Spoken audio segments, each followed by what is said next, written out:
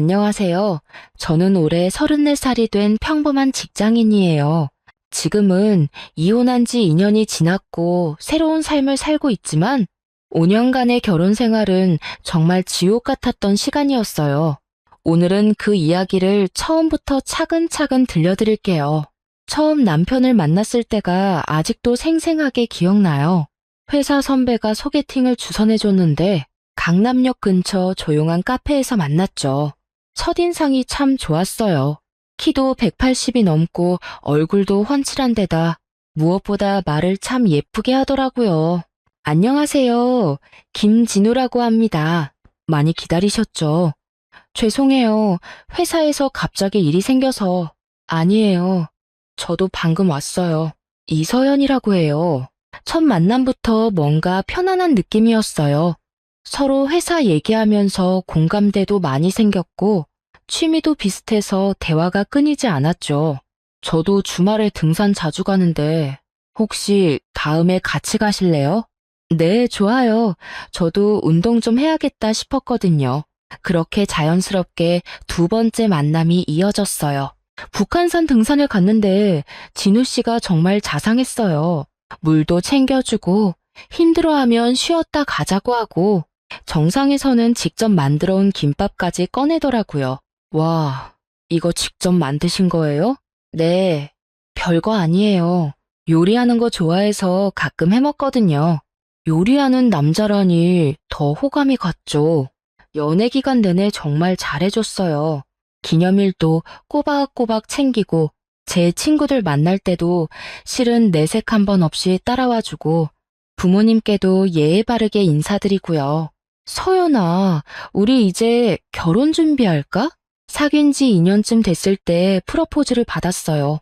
남산타워에서 야경 보면서 반지를 꺼내더라고요. 평생 행복하게 해줄게. 결혼해 줄래? 네, 그럴게요. 너무 행복했어요. 드디어 나도 결혼을 하는구나. 이 사람과 평생을 함께 하는구나 싶었죠. 결혼 이야기가 나오고 처음으로 시댁에 인사를 갔어요. 분당에 있는 아파트였는데 꽤 큰 평수더라고요. 현관문을 열고 들어가니 시어머니가 거실에 앉아 계셨어요. 어머, 우리 아들이 드디어 여자를 데려왔네? 첫 마디부터 뭔가 비꼬는 투였어요. 드디어라는 말이 왜 그렇게 거슬렸는지 모르겠어요. 안녕하세요, 어머니. 이서연이라고 합니다. 그래, 앉아봐. 차라도 한 잔 마시면서 얘기하자. 시어머니는 나이가 60 정도 되어 보였는데 관리를 잘하셔서 그런지 꽤 젊어 보이셨어요. 하지만 눈빛이 날카로워서 조금 무서웠죠. 집은 어디야? 인천이요. 인천? 거기서 여기까지 오느라 힘들었겠네. 우리 아들이 더 가까운 데서 구하지 그랬니? 또 은근히 비꼬는 말투였어요. 진우 씨가 재빨리 말을 돌렸죠. 엄마, 서연이 회사가 종로에 있어서 거리는 별로 상관없어요. 그래? 무슨 일 하니? 출판사에서 편집자로 일하고 있어요. 출판사? 요즘 출판사가 잘 되나? 우리 아들은 대기업 다니는데 계속 비교하면서 깎아내리는 느낌이었어요. 시아버지는 조용히 앉아만 계셨고요. 아버님, 안녕하세요. 제가 인사를 드리니 겨우 고개만 끄덕이셨어요. 나중에 알았는데 시아버지는 원래 말이 없는 분이 아니라 시어머니한테 기가 죽어서 그런 거였어요. 결혼은 언제 할 생각이니? 시어머니가 물으셨어요. 내년 봄쯤 생각하고 있어요. 봄? 그럼 준비할 시간이 없잖아. 예식장도 잡아야 하고 스드메도 해야 하고 저희가 알아서 준비하려고요. 제가 말하자 시어머니 얼굴이 확 굳어졌어요. 알아서? 결혼은 집안 행사인데 너희들이 알아서 한다고? 그게 아니라 어머니께 부담드리기 싫어서. 부담은 무슨? 내가 다 알아볼 테니까 너희는 가만히 있어. 그날 이후로 결혼 준비는 시어머니 마음대로 진행됐어요. 예식장도 시어머니가 정하고 드레스샵도 시어머니가 아는 곳으로 가고 심지어 신혼여행 장소까지 간섭하셨죠. 신혼여행은 무조건 유럽이야. 우리 집안 사람들 다 유럽 갔어. 저희는 조용한 곳에서 쉬고 싶어서 몰디브 생각했는데요. 몰디브? 거기가 어디야? 그런 이상한 데 가지 말고 파리나 로마가. 진우 씨도 처음엔 제 편을 들어줬어요. 엄마, 그래도 신혼여행은 저희가 가고 싶은 곳으로. 너 벌써부터 마누라 편만 드니? 엄마 말은 안 듣고 그 한마디에 진우 씨는 입을 다물었어요. 그때 알아차렸어야 했는데 사랑에 눈이 멀어서 그냥 넘어갔죠. 예식장은 시어머니가 원하는 대로 강남의 큰 호텔에서 하기로 했어요. 하객을 500명이나 부른다고 하시더라고요. 500명이요? 저희는 그렇게 많이 안 불러도 체면이 있지. 우리 집안이 어떤 집안인데 초라하게 할 수 없어. 근데 정작 하객 대부분이 시댁 쪽이었어요.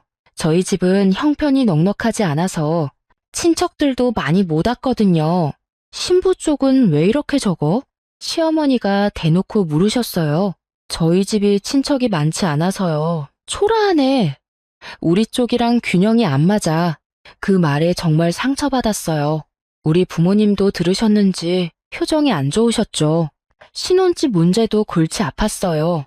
시어머니는 자기 집 근처에 구하라고 하셨고, 저는 회사 때문에 너무 멀어서 힘들다고 했죠. 그럼 회사를 옮기면 되잖아. 네? 제가 왜 회사를 옮겨요? 결혼하면 어차피 애 낳을 텐데 그만둬야 하지 않겠어? 저는 계속 일할 생각인데요. 일하면서 애는 누가 키워? 시어머니가 키워줄 것 같아? 어이가 없어서 말이 안 나왔어요. 아직 결혼도 안 했는데 벌써 일 그만두라니. 결국 중간 지점에 전세를 구했어요. 보증금 1억 5천에 대출 1억 받아서 겨우 마련했죠. 시어머니는 예식 비용 됐다고 더 이상은 못 도와준다고 하셨어요. 요즘 젊은 사람들은 다 대출 받아서 시작하잖아. 우리 때는 더 했어. 그러면서도 집 인테리어는 또 참견하셨어요. 이 벽지는 너무 촌스러워. 다시 골라. 커튼은 이 색으로 해. 내가 봐도 이게 고급스러워. 침대는 너무 비싼 거 사지 마. 어차피 애 낳으면 다 버려야 해. 하나부터 열까지 다 간섭하셨죠. 저는 신혼집인데도 제 마음대로 할 수 있는 게 하나도 없었어요. 결혼식 날이 다가왔어요. 시어머니는 패백 음식부터 시작해서 예단까지 모든 걸 간섭하셨어요. 예단은 최소 3천만 원은 해야 해. 3천만 원이요? 저희가 그런 돈이 어디 있어요? 그것도 없으면서 결혼을 왜 해? 우리 엄마가 정말 힘들어 하셨어요. 돈 마련하느라 적금도 깨고 대출도 받으셨죠. 딸아, 미안해. 엄마가 더 못해줘서. 엄마, 왜 미안해? 이것도 과분해. 엄마 우시는 거 보고 정말 가슴이 아팠어요. 결혼식은 정말 성대했어요. 시어머니가 원하는 대로 다 했으니까요. 근데 정작 저는 하나도 즐겁지 않았어요. 내 결혼식인데 내가 주인공이 아닌 느낌이었죠. 신부가 왜 이렇게 표정이 어두워? 시고모가 한마디 하시더라고요. 아, 너무 긴장해서 그런가 봐요. 억지로 웃었어요. 신혼여행은 결국 파리로 갔어요. 시어머니가 항공권까지 끊어주셨거든요.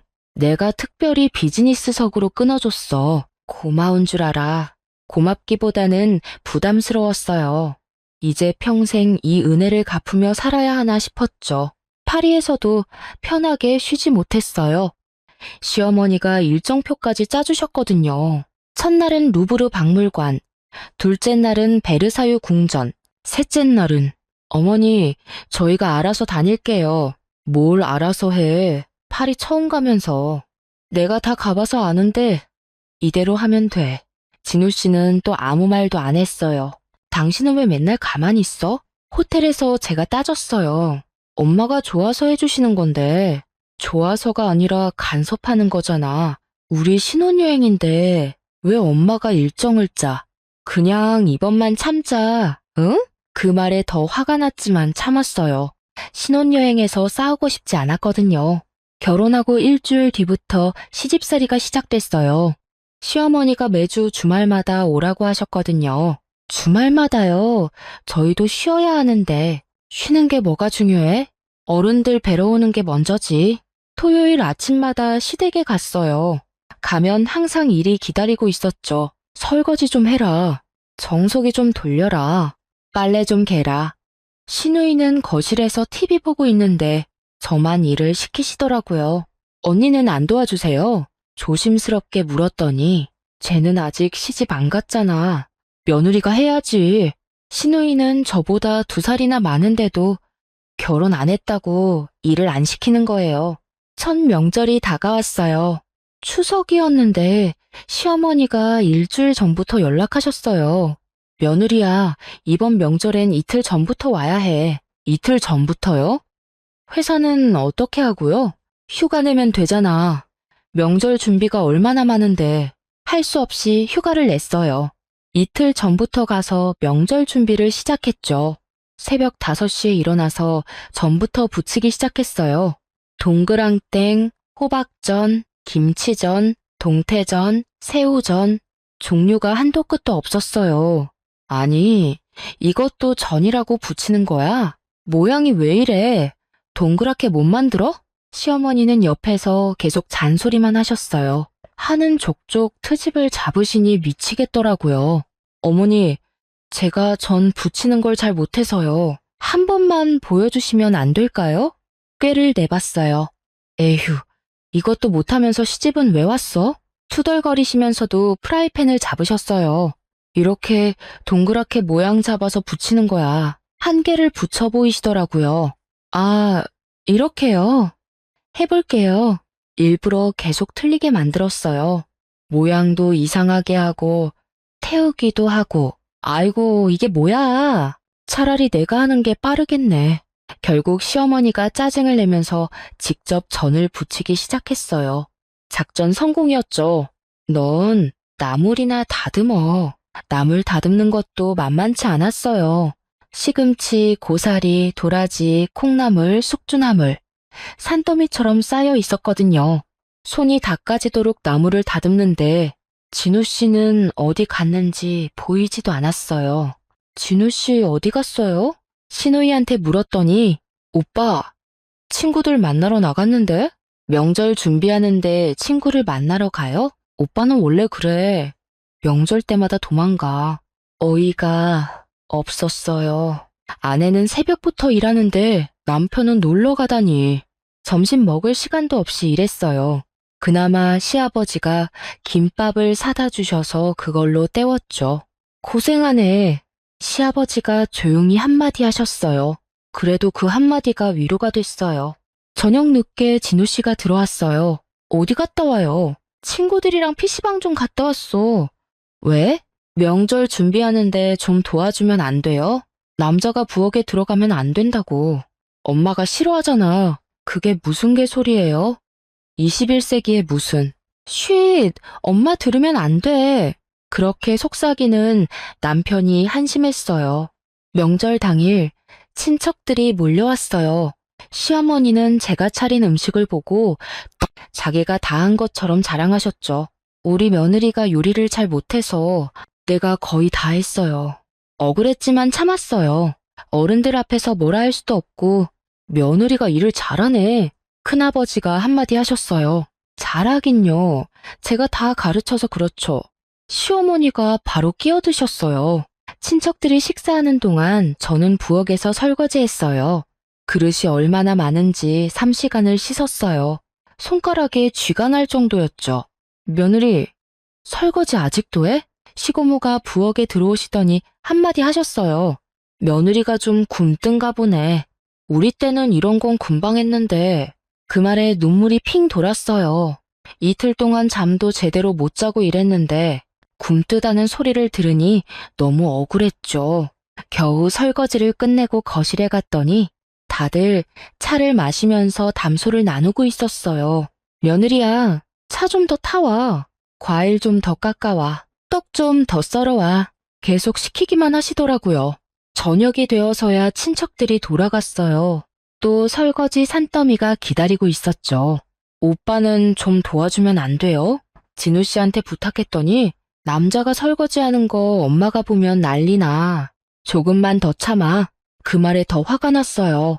집에 돌아와서 대판 싸웠어요. 나 혼자 일하는 것 같았어. 당신은 놀러 다니고 미안해. 그래도 우리 엄마가 너 예뻐해서 일 시키는 거야. 그게 예뻐해서 시키는 거야? 노예 부리는 거지. 그렇게까지 말하면 어떡해? 그럼 뭐라고 해? 시누이는 놀고 나만 일하는데 누나는 아직 결혼 안 했잖아. 그게 무슨 상관이야? 나이도 나보다 많은데. 진우 씨는 대답을 못했어요. 그냥 한숨만 쉬었죠. 결혼 6개월쯤 지났을 때 시어머니가 용돈을 요구하기 시작했어요. 요즘 물가가 너무 올라서 생활비가 부족해. 너희가 조금씩 보태주면 안 될까? 얼마나 드릴까요? 한 달에 30만 원 정도? 30만 원이면 적은 돈이 아니었어요. 대출 이자도 내야 하는데? 네, 알겠습니다. 그래도 어쩔 수 없이 드렸어요. 근데 통장에 이체할 때 꼭 시어머니 용돈이라고 적어뒀어요. 엑셀 파일로도 따로 정리했고요. 3개월쯤 지나니까 시어머니가 또 전화하셨어요. 용돈 좀 올려주면 안 될까? 30만 원으로는 부족해. 더 드려요? 50만 원 정도면 좋겠는데 할 수 없이 50만 원으로 올렸어요. 진호 씨는 아무 말도 안 했고요.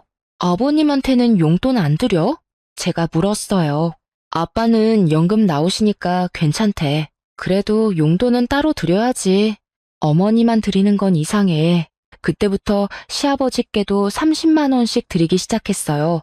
한 달에 80만 원이 나가니 부담스러웠죠. 친정 가는 것도 문제였어요. 결혼하고 나서 시어머니가 규칙을 정하셨거든요. 친정은 한 달에 한 번만 가. 너무 자주 가면 남편 뒷바라지는 언제 하니? 한 달에 한 번이요. 너무 적지 않아요? 적긴 뭐가 적어. 나는 결혼하고 1년에 2번 갔어. 어이가 없었지만 일단 알겠다고 했어요. 대신 꾀를 냈죠. 친정엄마를 우리 집 근처 카페로 모셔와서 만났어요. 엄마, 여기서 만나자. 집에서 가까워. 그래, 딸아. 시어머니 눈치 보이지? 엄마는 다 아셨어요. 그래도 내색 안 하시고 카페에서 만나주셨죠. 어느 날 시어머니가 알게 됐어요. 너 친정엄마 자주 만난다며? 카페에서 차 한잔 하는 건데요. 그것도 너무 자주 만나는 거 아니야? 어머니는 매주 오시잖아요. 저희 엄마는 한 달에 2번도 못 만나요. 시어머니가 말문이 막히셨는지 입을 삐죽거리시더니 알았어, 알았어. 내가 뭐라 했나. 그렇게 조금씩 제 선을 지켜나갔어요. 결혼 1년이 지나자 시어머니의 잔소리가 시작됐어요. 애는 언제 가질 거야? 아직 신혼인데요. 좀 더 있다가. 무슨 소리야. 젊을 때 빨리 낳아야지. 혹시 무슨 문제 있는 거 아니야? 문제 없어요. 그냥 아직 준비가. 준비는 무슨 병원 가봐. 내가 아는 산부인과 있어. 시어머니는 끈질기게 병원을 권하셨어요.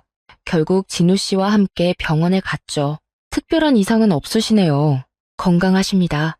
의사 선생님 말씀을 듣고도 시어머니는 의심을 거두지 않으셨어요. 그럼 왜 애가 안 생기는 거야? 일부러 피하는 거 아니야? 네, 맞아요.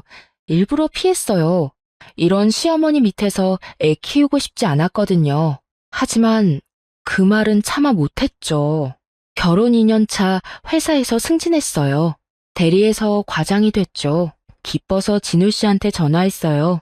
나 과장 됐어. 정말? 축하해. 오늘 저녁 외식하자. 그래, 맛있는 거 먹자. 근데 시어머니가 그 소식을 듣고 전화하셨어요. 과장 됐다며? 이제 일 그만둬도 되겠네. 네? 왜 그만둬요? 과장이면 충분히 일했잖아. 이제 애 낳고 살림해야지. 저는 계속 일하고 싶은데요. 욕심이 너무 많아. 여자가 일만 하면 가정이 엉망이 돼. 그 말이 정말 듣기 싫었어요. 결혼 3년 차. 시어머니의 간섭은 더 심해졌어요. 제 옷차림부터 화장법까지 다 간섭하셨죠. 그 립스틱색 너무 진하지 않니? 머리는 왜 그렇게 짧게 잘랐어? 그 옷은 너무 타이트해. 유분여답지 않아. 하나부터 10까지 다 마음에 안 드셨나 봐요. 어느 날은 제 가방을 뒤지시더라고요. 뭐 하세요? 아, 그냥 뭐 있나 봤어. 제 가방이에요. 함부로 보지 마세요. 함부로? 가족인데 뭐가 함부로야? 가족이면 사생활도 없는 건가요? SNS도 감시하셨어요. 제 인스타그램을 팔로우하시고는 올리는 사진마다 댓글을 다셨죠. 이런 사진 올리면 안 돼. 남자들이 볼 수 있잖아. 친구들이랑 찍은 사진인데요. 그래도 유부녀가 이런 건 좀. 결국 계정을 비공개로 돌렸어요. 결혼 3년 반쯤 됐을 때 친정엄마가 갑자기 쓰러지셨어요. 회사에서 일하다가 전화를 받았죠. 언니, 엄마가 쓰러졌어. 지금 응급실이야. 손이 떨려서 전화기도 제대로 못 잡겠더라고요. 바로 회사에 말하고 병원으로 달려갔어요. 뇌경색이에요. 다행히 골든타임 안에 오셔서 큰 수술은 안 해도 됩니다. 의사 선생님 말씀에 조금 안심했지만 앞으로가 걱정이었어요. 재활치료를 꾸준히 받으셔야 해요. 최소 6개월은 요양병원에 계시는 게 좋겠습니다. 요양병원이라니 비용이 만만치 않을 텐데 동생이랑 의논했어요. 언니, 우리가 반반 내자. 나도 이제 직장 다니니까. 그래, 한 달에 50만 원씩 내자. 그렇게 정하고 진우 씨한테 말했어요. 엄마가 뇌경색으로 쓰러지셨어. 요양병원에 가셔야 해. 어머, 큰일이네. 괜찮으셔? 다행히 수술은 안 해도 된대. 근데 요양병원비가 얼마나 들어? 한 달에 150만 원 정도. 나랑 동생이 50만 원씩 내기로 했어. 진우 씨 표정이 애매해졌어요. 50만 원이나? 내 월급에서 낼 거야. 부담 안 줄게. 그래도 엄마한테 말씀드려봐야 왜 시어머니한테 허락을 받아야 하는지. 제 돈으로 제 엄마 병원비 내는 건데 다음 날 시어머니한테 말씀드렸어요. 어머니, 저희 엄마가 뇌경색으로 쓰러지셨어요. 어머, 큰일이네. 요양병원에 가셔야 해서 제가 병원비 좀 보태려고요. 시어머니 표정이 확 굳어졌어요. 병원비를 네가 낸다고? 네, 저랑 동생이 반반 내기로 했어요. 출가한 딸이 친정 돈 되는 게 말이 되니? 아들이 있잖아. 저희 남동생은 아직 대학생이에요. 그래도 딸이 나서는 건 아니지. 우리 아들 등골 빼먹으려고? 그 말이 정말 듣기 싫었어요. 제 월급으로 제 엄마 병원비 내는 게 왜 남편 등골 빼먹는 거죠? 제 월급으로 내는 건데 왜 등골 빼먹는다고 하세요? 월급이든 뭐든 이제 너도 우리 집 사람이야. 우리 집 돈을 친정에 쓰는 게 맞아? 그럼 어머니 용돈은요? 그것도 우리 집 돈 아니에요? 그건 다르지. 나는 이 집 어른이잖아. 목소리가 점점 커지셨어요. 진우 씨는 옆에서 아무 말도 안 했어요. 그냥 고개만 숙이고 있었죠. 당신은 아무 말도 없어? 집에 돌아와서 물었어요. 엄마 말도 일리가 있잖아. 출가외인이라는 말도 있고 21세기에 무슨 출가외인이야. 내 엄마가 아픈데. 그래도 우리도 대출 갚아야 하고 앞으로 애도 낳아야 하고 그럼 엄마 병원비는 안 내고 그냥 두라고? 그게 아니라 진우 씨는 말끝을 흐렸어요. 더 이상 대화하고 싶지 않았어요. 다음날 출근했는데 통장에서 자동이체가 안 됐다고 문자가 왔어요. 확인해보니 잔액이 없었어요. 왜 내 통장에서 돈 빼갔어? 진우 씨한테 전화했어요. 아, 그게 엄마가 생활비 좀 보태달라고 하셔서 그럼 나한테 먼저 얘기를 해야지. 내 통장에서 맘대로 빼가면 어떡해. 미안, 깜빡했어. 깜빡했다고요? 제 돈을 마음대로 쓰고는 깜빡했다고? 그날 저녁 시어머니가 집에 오셨어요. 며느리야, 앞으로 월급 관리는 우리 아들이 하는 게 좋겠어. 네? 왜요? 너도 친정에 돈 보내고 계획 없이 쓰는 것 같아서. 저 계획적으로 잘 쓰고 있어요. 그래도 남자가 돈 관리하는 게 맞아. 특히 너처럼 친정에 빠진 며느리는 더. 친정에 빠졌다고요? 엄마가 아파서 병원비 내는 게 친정에 빠진 거래요. 어머니, 저도 성인이고 제 월급은 제가 관리할게요. 뭐? 지금 나한테 대드는 거야? 대드는 게 아니라 당연한 권리예요. 시어머니 얼굴이 벌겋게 달아올랐어요. 너 정말 우리 아들이 불쌍해. 그날 처음으로 이혼을 생각했어요. 이런 집안에서 평생 살 수 없을 것 같았죠. 하지만 엄마 병원비 때문에 참았어요. 당장 이혼하면 엄마 병원비 낼 돈도 없었으니까 몰래 부업을 시작했어요. 퇴근하고 나서 온라인 쇼핑몰 상품 설명 쓰는 알바를 했죠.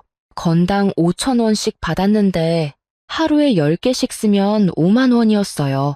오늘도 야근이야? 진우 씨가 물으면 응, 프로젝트 때문에 바빠. 거짓말을 했어요.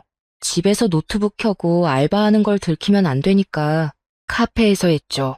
그렇게 번 돈으로 엄마 병원비를 냈어요. 한 달에 50만 원씩 꼬박꼬박. 결혼 4년 차가 되던 어느 날 시어머니가 또 집에 오셨어요. 손에 서류 뭉치를 들고요. 어머니, 그게 뭐예요? 신용카드 신청서야. 내 이름으로 하나 만들려고. 제 이름으로요? 왜요? 가족카드 만들려는데 며느리 이름이 필요하대. 나는 이미 카드가 많아서 안 된다고 하더라고. 뭔가 이상한 느낌이 들었어요. 가족카드에 왜 제 이름이 필요한지. 어머니, 제가 직접 은행에 가서 알아볼게요. 아니야, 내가 다 알아봤어. 여기 서명만 하면 돼. 시어머니가 강압적으로 나오셔서 어쩔 수 없이 서명했어요. 근데 그게 실수였죠. 한 달 뒤 신용카드 청구서가 왔어요. 150만 원. 제가 쓰지도 않은 돈이었어요. 청구서를 자세히 보니 백화점, 마트, 미용실, 심지어 노래방까지 시어머니가 쓰신 게 분명했어요. 어머니, 이 카드 요금이 150만 원이 나왔어요. 아, 그거? 내가 좀 썼어. 좀이 아니라 150만 원이에요. 다음 달에 갚을게. 걱정하지 마. 다음 달에도 똑같았어요. 180만 원. 그 다음 달은 200만 원. 어머니, 이러시면 안 돼요. 제 신용등급 떨어져요. 신용등급이 뭐가 중요해? 가족끼리 이것도 못 해주니? 결국 제가 다 갚아야 했어요. 월급으로는 안 돼서 적금도 깼죠. 그때부터 본격적으로 증거를 모으기 시작했어요. 스마트폰에 녹음 앱을 깔았죠. 시어머니와 대화할 때마다 몰래 녹음했어요. 며느리야, 네 엄마 병원비 그만 내면 안 될까? 녹음 버튼을 누르고 대답했어요. 엄마가 아프신데 어떻게 그만 내요? 그 돈으로 우리 집 리모델링하면 얼마나 좋아. 안 그래? 어머니, 그건 제 엄마 치료비예요. 넌 시집 왔으면 시집 생각을 해야지. 맨날 친정 타령이야. 친정 타령이 아니라 엄마가 아프시다니까요. 에휴, 못난 것. 우리 아들이 왜 너 같은 여자를 만났는지. 이런 대화들을 다 녹음했어요. 폴더를 만들어서 날짜별로 정리했죠. 카톡 대화도 다 캡처했어요. 시어머니가 진우 씨한테 보낸 메시지들. 아들, 네 마누라가 또 친정에 돈 붙였대. 정신 차리게 해야 하지 않니? 내가 보기엔 이혼하는 게 나을 것 같아. 진우 씨의 답장도 가관이었어요. 엄마 말이 맞아요. 제가 통장 관리할게요. 서연이한테 잘 말해볼게요. 남편이 시어머니와 한편이 되어 저를 고립시키고 있었던 거예요. 신용카드 명세서도 다 모았어요. 시어머니가 쓴 내역을 형광펜으로 표시했죠. 영수증도 가능한 한 다 모았고요. 시어머니가 운영하는 반찬 가게도 조사했어요. 퇴근하고 몰래 가서 봤는데 위생 상태가 정말 엉망이었어요. 행주는 시커멓게 때가 꼈고 도마는 고기용 야채용 구분도 안 하고 심지어 유통기한 지난 재료들도 보였어요. 핸드폰으로 사진을 찍었어요. 날짜가 찍히도록 설정해서 증거를 남겼죠. 어느 날은 시어머니가 저희 집에 왔다가 제 방을 뒤지는 걸 봤어요. 어머니, 뭐 하세요? 아, 청소 좀 하려고. 서랍이 다 열려 있었고 통장이며 중요 서류들이 다 꺼내져 있었어요. 제 방은 제가 청소할게요. 나가주세요. 뭐? 지금 나보고 나가라고? 네, 나가주세요. 남의 방을 함부로 뒤지는 건 사생활 침해예요. 사생활? 가족끼리 무슨 사생활이야. 그날도 다 녹음했어요. 그리고 바로 인터넷에서 소형 CCTV를 주문했죠. 책장에 숨겨둘 수 있는 작은 카메라였어요. 카메라를 설치하고 일주일 뒤 충격적인 장면이 찍혔어요. 시어머니가 제 도장을 가져가는 모습이었죠. 영상을 확인하고 바로 도장을 새로 팠어요. 그리고 은행에 가서 도용 방지 신청을 했죠. 최근에 도장 도용 피해가 있어서요. 제 명의로 뭔가 하려면 꼭 본인 확인 전화 부탁드려요. 은행 직원이 고개를 끄덕였어요. 네, 시스템에 입력해드릴게요. 변호사 무료 상담도 받았어요. 법률구조공단에 전화해서 예약했죠. 선생님, 제가 지금까지 모은 증거들이에요. 녹음 파일, 카톡 캡처, 신용카드 명세서, CCTV 영상까지 다 보여드렸어요. 충분한 증거네요. 정서적 학대, 경제적 학대 모두 입증 가능합니다. 이혼 소송하면 위자료도 받을 수 있을까요? 물론입니다. 시어머니의 명의 도용은 형사 고소도 가능하고요. 희망이 보이기 시작했어요. 이제 준비만 하면 되는 거였죠. 먼저 경제적 독립부터 시작했어요. 새 통장을 만들고 회사의 급여이체 계좌를 변경했죠. 왜 통장을 바꿨어? 진우 씨가 따졌어요. 내 월급은 내가 관리할게. 엄마가 뭐라고 하실 텐데. 그럼 어머니한테 가서 살아. 나는 더 이상 못 참겠어. 진우 씨가 당황한 표정을 지었어요. 왜 갑자기 이래? 갑자기가 아니야. 4년 동안 참았어. 더는 못 참겠어. 그날부터 진우 씨와 따로 자기 시작했어요. 작은 방으로 제 짐을 다 옮겼죠. 시어머니한테 전화가 왔어요. 며느리가 통장을 바꿨다면서? 네, 제 월급은 제가 관리하겠습니다. 뭐? 너 지금 시어머니한테 대드는 거야? 대드는 게 아니라 당연한 권리를 찾는 거예요. 이게 정말 우리 아들한테 이런 여자가 붙다니. 그런 여자랑 왜 결혼시키셨어요? 처음부터 반대하시지 그랬어요. 시어머니가 말문이 막히셨는지 한참 동안 아무 말도 못 하시다가 너 정말 버릇없구나. 소리를 지르고 전화를 끊으셨어요. 부업도 더 열심히 했어요. 온라인 쇼핑몰 일을 늘리고 주말엔 번역 알바도 시작했죠. 영어 잘한다는 게 이럴 때 도움이 됐어요. 그렇게 모은 돈으로 엄마를 더 좋은 요양병원으로 옮겼어요.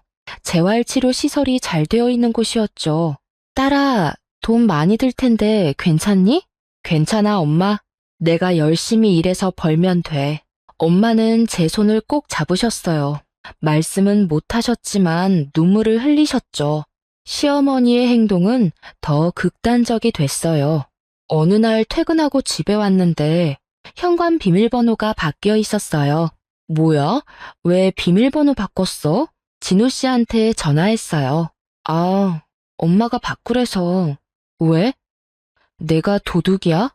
이 집 내 집이기도 한데 그게 아니라 네가 요즘 말을 안 듣는다고. 말을 안 들어? 내가 애야? 당장 비밀번호 알려줘. 어쩔 수 없이 비밀번호를 알려줬지만 정말 모욕적이었어요. 며칠 뒤 더 충격적인 일이 벌어졌어요.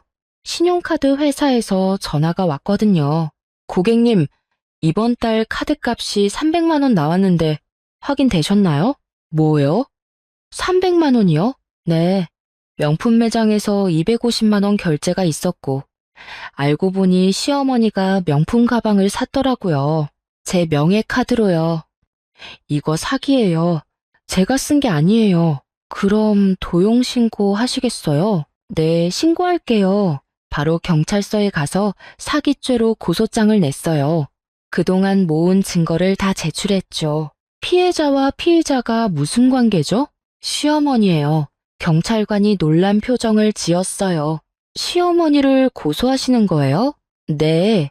제 명의로 무단으로 카드를 만들어서 500만 원 넘게 썼어요. 가족 간 금전 문제는 고소가 어려울 수 있는데 가족이라고 범죄가 용납되나요? 이건 명백한 사기예요. 결국 고소장이 접수됐어요. 집에 돌아오니 난리가 났어요. 진우 씨가 짐을 싸고 있었거든요. 뭐해? 우리 엄마를 경찰에 신고했다고? 미쳤어? 미친 건 어머니야.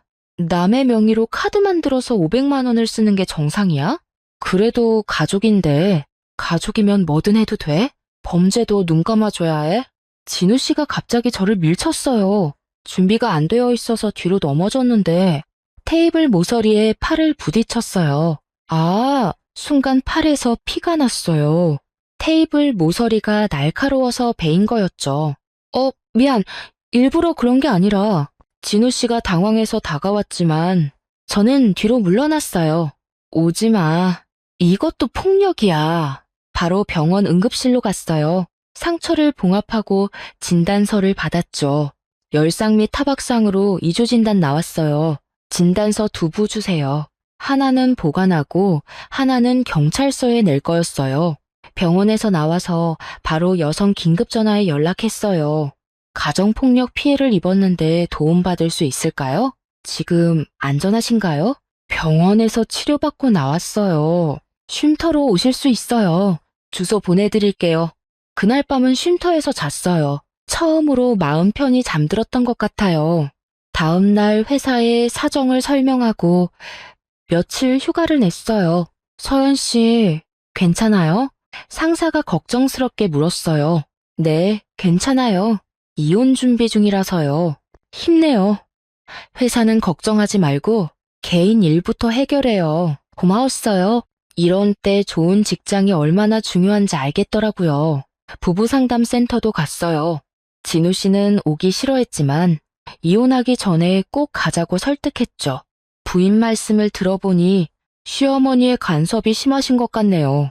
상담사가 그렇게 말하자 진우 씨가 변명했어요. 우리 엄마가 좀 그러시긴 하는데 다 우리 잘 되라고 그러시는 거예요.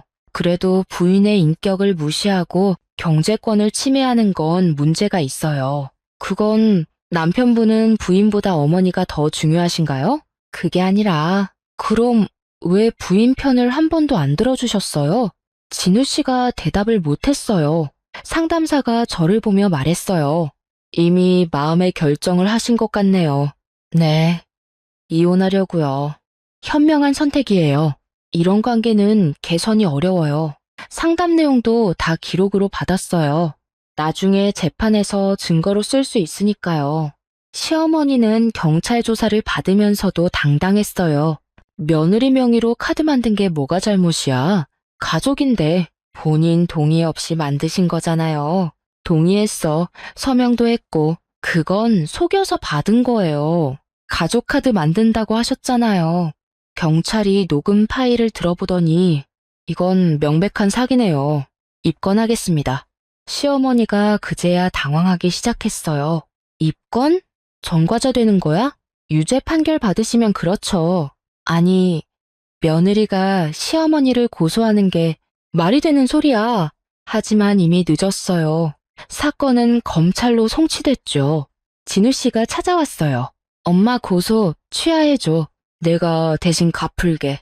취하 안 해. 어머니가 잘못한 건 책임져야지. 우리 엄마가 전과자가 되잖아. 그럼 처음부터 범죄를 저지르지 말았어야지. 너 정말 독하다. 4년 동안 당하고 살았어. 이제 내가 독해질 차례야. 이혼 준비를 본격적으로 시작했어요. 변호사를 선임하고 그동안 모은 증거를 다 정리했죠. 증거가 정말 완벽하네요. 녹음, 영상, 서류, 진단서까지. 이 정도면 충분히 이길 수 있어요. 변호사님이 확신을 주셨어요. 위자료는 얼마나 받을 수 있을까요? 시어머니 문제, 남편의 방관, 폭력까지 있으니 3천만 원 정도는 받을 수 있을 거예요. 재산 분할은요? 결혼 기간 동안 형성된 재산의 50%는 당연히 받으셔야죠. 희망이 보였어요. 조정기일이 잡혔어요. 법원에 갔는데 시어머니도 같이 왔더라고요. 판사님, 이 며느리가 우리 집안을 망치려고 해요. 시어머니가 법정에서 소리를 질렀어요. 어머님은 당사자가 아니시니 밖에서 기다려주세요. 판사님이 단호하게 말씀하셨어요. 시어머니는 억울한 표정으로 나가셨죠.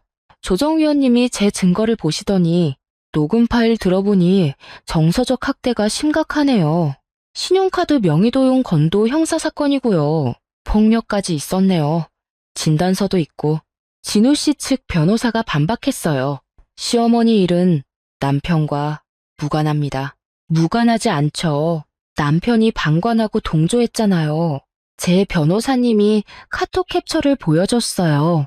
여기 보시면 남편이 오히려 시어머니를 부추기는 내용이 있습니다. 조정위원들이 고개를 끄덕였어요. 첫 조정은 결렬됐어요. 진우 씨 측에서 위자료 500만 원만 주겠다고 했거든요. 500만 원이요? 말도 안 돼요. 두 번째 조정 때 시어머니가 반찬 가게를 닫았다는 소식을 들었어요. 제가 위생신고를 했거든요. 식품위생법 위반으로 영업정지 처분받았대요.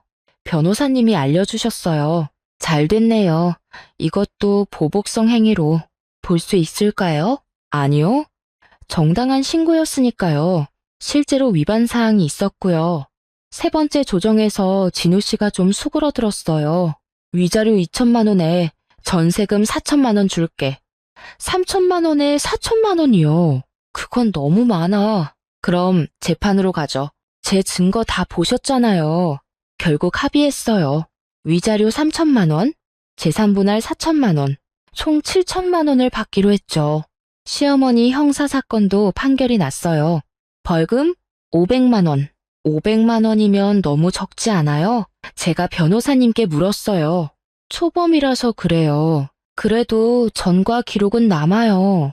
그것만으로도 충분했어요. 시어머니가 전과자가 됐다는 것만으로도 이혼 판결이 나온 날, 시어머니가 법원 앞에서 기다리고 있었어요. 너 때문에 우리 아들 인생 망쳤어. 어머니가 망치신 거예요. 아들을 마마보이로 키워서. 뭐라고? 그리고 어머니 벌금 500만 원은 잘 내셨어요. 전과 기록 남은 거 축하드려요. 시어머니 얼굴이 새빨개졌어요. 너 앞으로 신용카드 사기 조심하세요. 다음엔 실형받을 수도 있어요. 돌아서서 나왔어요. 5년 만에 처음으로 정말 시원한 기분이었죠. 받은 돈으로 먼저 엄마 요양병원비를 6개월치 선납했어요. 그리고 작은 오피스텔을 계약했죠. 드디어 제 공간이 생긴 거예요. 부업으로 하던 온라인 쇼핑몰. 일을 본격적으로 시작했어요. 처음엔 상품 설명만 썼는데 이제는 직접 물건을 떼와서 팔기 시작했죠. 언니, 이 옷 너무 예뻐. 친구들이 입소문을 내주면서 매출이 늘기 시작했어요. 한 달에 100만 원이던 매출이 6개월 만에 500만 원이 됐죠. 엄마 상태도 많이 좋아지셨어요. 좋은 요양병원에서 재활치료를 꾸준히 받으시니 이제 부축받으면서 걸을 수 있게 되셨죠. 딸아, 고생 많았어. 엄마가 어눌한 발음으로 말씀하셨어요. 엄마, 이제 다 끝났어. 앞으로 행복한 일만 있을 거야. 이혼 후 6개월쯤 지났을 때 진우 씨한테 연락이 왔어요. 잘 지내? 왜? 그냥 미안해서. 이제 와서 미안하다고? 엄마가 너무 심했던 것 같아. 내가 더 편을 들어줬어야 했는데. 이제 깨달았어? 늦었어. 다시 시작할 수 없을까? 꿈도 꾸지 마. 난 이제 행복해. 전화를 끊었어요. 돌아갈 마음은 눈꽃만큼도 없었죠. 나중에 동네 아는 분한테 들으니 진우 씨가 시어머니 빚보증을 섰대요. 반찬 가게 망하고 나서 또 장사한다고 대출받았는데 그것도 망해서 빚만 남았다고. 진우 씨가 월급 대부분을 어머니 빚 갚는 데 쓴대요. 자업자득이죠. 시아버지는 그 난리통에 따로 나와서 사신대요. 더 이상 못 참겠다고. 60년을 참고 살았는데 이제 못 참겠다고. 혼자 원룸 얻어서 사신대. 시누이는 결혼했는데 시어머니가 사돈집에까지 가서 간섭하다가 결국 파혼됐대요. 쟤네 집은 왜 이렇게 작아? 사돈 될 사람이 겨우 이 정도야? 우리 집안이랑 격이 안 맞아. 이런 말을 대놓고 했다더라고요. 저는 사업이 점점 잘 되어서 이제 직원도 2명 뒀어요. 작은 사무실도 얻었고요. 사장님, 오늘 주문 100개 넘었어요. 와, 정말요? 다들 고생했어요. 오늘 회식하자. 직원들과 즐겁게 일하고 있어요. 예전엔 상상도 못했던 일이죠. 1년 전에 새로운 사람을 만났어요. 거래처 사장님이 소개해준 분인데 정말 좋은 사람이에요. 첫 만남에서부터 달랐어요. 이혼하셨다고 들었는데 혹시 불편하시면 말씀 안 하셔도 돼요. 아니에요. 숨길 것도 없어요. 시댁 문제로 이혼했어요. 힘드셨겠네요. 그 사람은 제 이야기를 끝까지 들어줬어요. 한 번도 끼어들지 않고 저희 어머니는 일찍 돌아가셔서 시어머니는 없어요. 아버지만 계시는데 정말 좋은 분이세요. 시어머니가 없다니. 솔직히 그 말이 제일 반가웠어요. 몇 번 만나다 보니 정말 좋은 사람이었어요. 제 일도 응원해주고 엄마 병원에도 같이 가주고 어머니 요양병원비 제가 좀 도와드릴까요? 아니에요. 제가 할 수 있어요. 그래도 곧 가족이 될 텐데 마음만 받을게요. 정말 고마워요. 이 사람은 정말 달랐어요. 제 친정을 자기 부모님처럼 생각해줬죠. 재혼을 결심했을 때 엄마한테 먼저 말씀드렸어요. 엄마, 나 재혼하려고 해. 그 사람 괜찮니? 시어머니는 어떤 분이야? 엄마의 첫 질문이 시어머니였어요. 얼마나 걱정하셨는지 알 수 있었죠. 돌아가셨대. 시아버지만 계시는데 정말 좋은 분이야. 다행이네. 정말 다행이야. 엄마가 안도하시는 게 느껴졌어요. 결혼식은 작게 했어요. 가족들만 모여서 조촐하게. 화려한 건 이제 질렸거든요. 시아버지를 처음 뵀을 때 정말 자상한 분이셨어요. 며느리가 고생 많이 했다면서? 우리 집에서는 편하게 지내. 감사합니다, 아버님. 그리고 사돈 어른 병원비. 우리도 좀 도와드리고 싶은데. 아, 아니에요. 괜찮습니다. 가족인데 당연히 도와야지. 혼자 다 짊어지지 마. 그 말에 눈물이 났어요. 이게 진짜 가족이구나 싶었죠. 시아버지는 명절 때도 달랐어요. 명절 음식은 다 같이 준비하자. 요즘 누가 며느리한테만 시키니? 아버님, 그리고 차례도 간소하게 하자. 형식에 얽매일 필요 없어. 천국이 따로 없었어요. 새 남편도 정말 잘해줬어요. 집안일도 반반 나눠서 하고 제 사업도 적극적으로 도와줬죠. 홈페이지 만들어야 하지 않아? 내가 아는 개발자 소개해줄게. 물류 시스템도 개선하면 좋을 것 같아. 같이 알아보자. 덕분에 사업이 더 커졌어요. 이제 온라인 쇼핑몰이 아니라 제대로 된 패션 브랜드가 됐죠. 전 시어머니 소식을 가끔 들어요. 혼자 사는 원룸에서 하루하루 힘들게 산대요. 아들한테 손 벌리지만 아들도 돈이 없어서 못 준다고. 너무 불쌍하지 않아? 친구가 물었어요. 글쎄, 자업자득 아닐까? 며느리 괴롭힌 대가야. 그래도 노인이 혼자, 나도 엄마 혼자 요양병원에 계셔. 그때 뭐라고 했는지 알아? 출가한 딸이 왜 나서냐고 했어. 친구도 할 말이 없었나 봐요. 작년에 전 남편을 우연히 만났어요. 마트에서 장 보다가 안녕. 응, 많이 초췌해 보였어요. 장바구니엔 컵라면만 가득했고, 잘 지내? 그냥 그럭저럭. 회사는? 그만뒀어. 엄마 빚 때문에. 신용불량자 돼서. 엄마도 돌아가셨어. 작년에? 그래. 뭐라고 위로해야 할지 몰랐어요. 그냥 돌아섰죠. 집에 와서 남편한테 얘기했어요. 오늘 전 남편 만났어. 그래? 뭐래? 시어머니 돌아가셨대. 그렇구나. 남편은 더 묻지 않았어요. 그게 고마웠죠. 지금 저는 정말 행복해요. 사업도 잘 되고 남편도 잘해주고 시아버지도 좋으시고 엄마도 많이 좋아지셨어요. 이제 휠체어 없이도 걸을 수 있고 말씀도 또렷하게 하세요. 딸아, 이제 행복하니? 엄마 정말 행복해. 그래, 그거면 됐어. 작년에 시아버지가 말씀하셨어요. 며느리야, 사업 확장하려면 자금이 필요하지? 괜찮아요, 아버님. 대출 받아서 하려고요. 대출은 이자가 아깝잖아. 내가 좀 투자할게. 아버님, 그런 건 부담스러워요. 부담스러워하지 마. 우리 며느리 성공하는 거 보고 싶어. 시아버지가 5천만 원을 투자해 주셨어요. 덕분에 오프라인 매장도 열었죠. 매장 오픈 날 시아버지가 화환을 보내주셨어요. 우리 자랑스러운 며느리 축하해요. 아버지가 울컥했어요. 시어머니한테는 한 번도 못 들어본 말이었거든요. 가끔 과거를 돌아보면 어떻게 그 시간을 견뎠나 싶어요. 5년이란 시간 동안 그 모진 시집살이를 견디고 남편의 무관심을 참고 시어머니의 학대를 버텼죠. 하지만 후회는 없어요. 그 시간이 있었기에 지금의 행복을 더 소중히 여기게 됐으니까. 그리고 배운 것도 많아요. 나 자신을 지키는 법, 당당하게 맞서는 법, 증거를 모으는 법, 그리고 나쁜 관계를 끝내는 법. 요즘도 시집살이로 고생하는 여성분들 얘기를 들으면 마음이 아파요. 그래서 제 쇼핑몰 커뮤니티에 며느리 생존기라는 게시판을 만들었어요. 서로 위로하고 조언하는 공간이죠. 법률 상담 연결도 해드리고 심한 경우엔 쉼터 정보도 알려드려요. 언니, 저도 이혼할 용기가 생겼어요. 증거 모으는 법 알려주셔서 감사해요. 덕분에 새 삶을 시작했어요.